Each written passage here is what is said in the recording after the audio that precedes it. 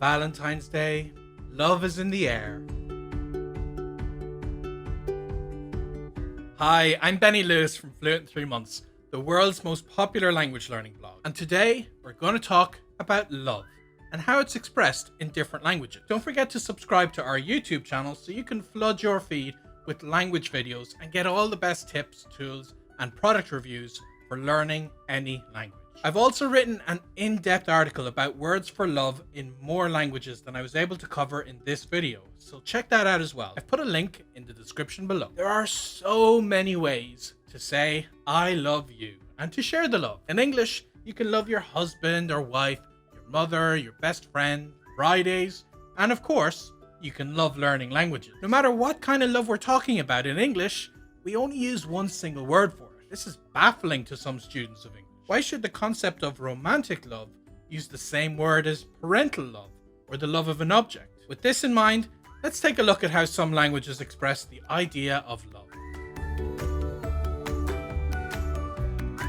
While Spanish really only has one noun for love, el amor, when it comes to the verb to love, there are 3 different Spanish words to choose from. These depend on context, of course. Querer. The word querer is the general term to use when you love a person, including friends, family, or romantic partners. It also translates into English as to want, whenever you aren't referring to a person.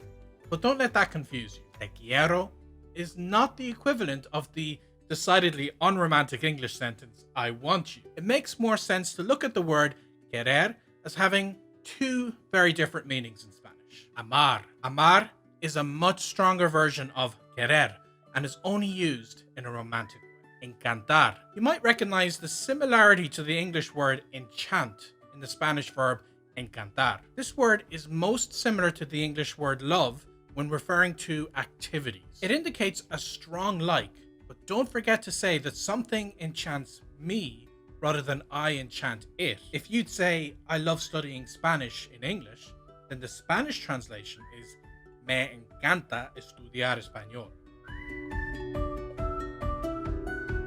Greek famously has 4 main words for love. Erotas. This refers only to romantic love or courtship. You'll recognize it as the root of the English word erotic. Agape. In ancient Greek, this word described a spiritual or charitable love. This word is used most often in Greek translations of the Bible for godly love, for instance. In modern Greek, its definition is more broad and could be used to express love for family or a romantic partner.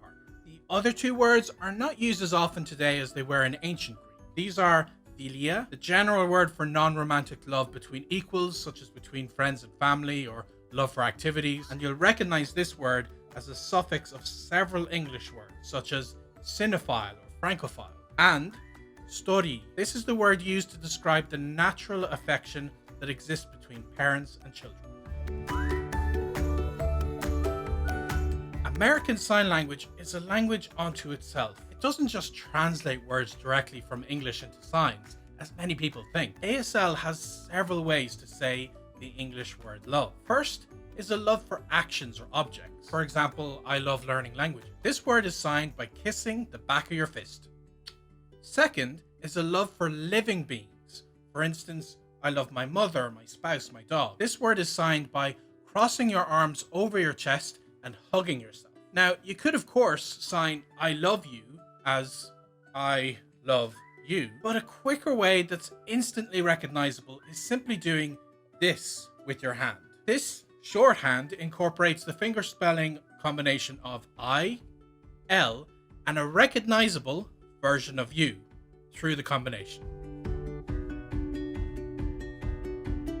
Japanese is a highly nuanced language, and this goes for a concept like love as well. There are 2 main words for the concept of love, but the usages of each are highly dependent on a variety of cultural factors. I. Depending on the context, I can be used to refer to several types of love, including friendships, family, and love of things or activity. It's used as the base for constructing many different love-related words, such as aikenka, a dog lover, oseai, eternal love, or hakuai, philanthropy, koi. This word usually implies physical or romantic love, though in certain contexts it can imply a more selfish type of love. It's It's used in the construction of such romance-related words as koibito, boyfriend or girlfriend, oigataki, arrival in love, and hatsukoi, first love. This is just a tiny sampling of all the different ways there are in the world to express the complex emotions associated with love. Now,